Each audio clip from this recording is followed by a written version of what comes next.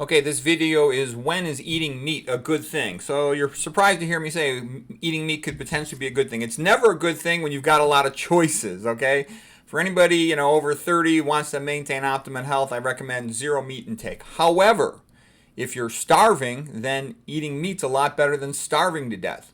Okay, up north, it's cold in the wintertime. Our ancestors, for many of us, came from northern countries. And during the winter, they ate meat. They ate meat from cattle and from chickens. They drank milk from the cows and the goats, and they ate eggs from the chickens. Okay. If society were 100% vegan, these food sources would not be available in the winter.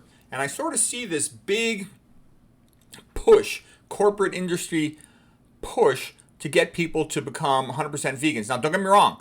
I actually agree with becoming 100% vegan, but the key point is low-fat vegans. That's what you do for optimal health to keep your arteries open. But there's also this highly funded movement to create high-fat vegans, okay? And I think that's a bad thing for health.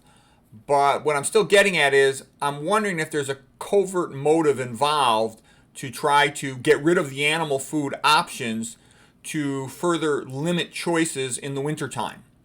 Okay, in the past, men often hunted and they maintained their skills in hunting and everything that goes with that, including navigating in the forest and camping. The hunters are the ones who paid the dues for the most part to maintain the wilderness land.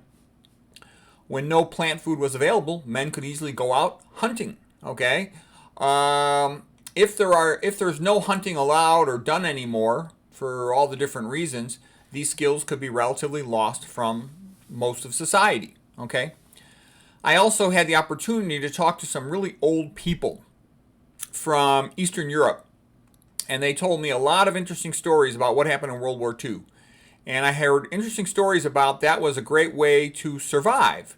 They would go off into the forests, and they had relatively good skills in those days for surviving in the forest during wintertime. And because of that, they lived. They survived World War II, whereas a lot of people did not. And what I'm trying to say is, if you don't have any survival skills for going out into the forest, that's not good. And if you don't have any forest to go to, all over the world, numerous forests are being burned down. Not just a little bit, a lot. If you look this up on the internet, you will find an amazing, more by orders of magnitude than I've ever heard of, forests have been burned down this past year. Okay, so what does that mean? That means if there's a shortage of food, that option of going into the forest to find food is not going to be that available for most people. So do you see where I'm going here with this video, this lecture, saying it's good to have some variety of choices when there's a shortage of something.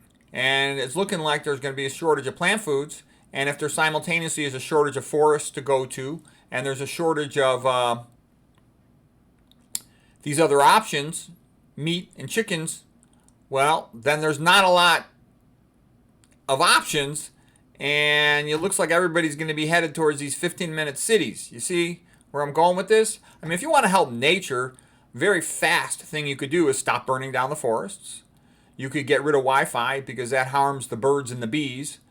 So, anyways, I thought that was kind of interesting.